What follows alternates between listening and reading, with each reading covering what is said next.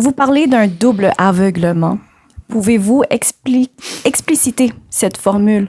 Qu'est-ce que la France ne peut pas voir et qu'est-ce que l'Algérie s'obstine à ignorer? Ce que je veux dire par ce titre, le double aveuglement, c'est qu'en réalité, il y a, depuis 1962, donc depuis l'indépendance de l'Algérie, j'estime, et je le dis, j'explique pourquoi, qu'il y a un aveuglement diplomatique de la part de la France vis-à-vis de l'Algérie.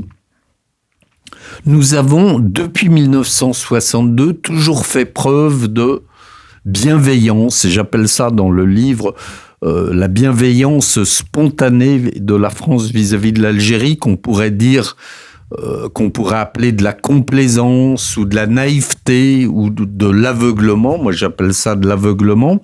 Dès 1962, c'est-à-dire le général de Gaulle d'abord, Georges Pompidou, Valéry Giscard d'Estaing, il y avait le problème du passé colonial de la France en Algérie qu'on avait du mal à assumer, et donc on se projetait comme un pays extrêmement, comme un gouvernement très bienveillant vis-à-vis de l'Algérie. Ensuite, avec François Mitterrand et les socialistes, il y a une très grande complaisance de la France vis-à-vis de l'Algérie.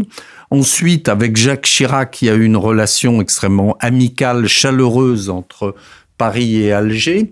Et puis aujourd'hui, ça continue avec le président Macron qui a fait depuis 2017 le pari de l'Algérie jusqu'à la crise de juillet dernier avec la reconnaissance de la marocanité du Sahara occidental.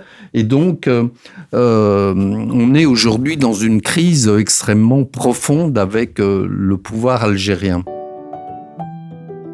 Rapprochez-vous du monde avec Radio Azul International.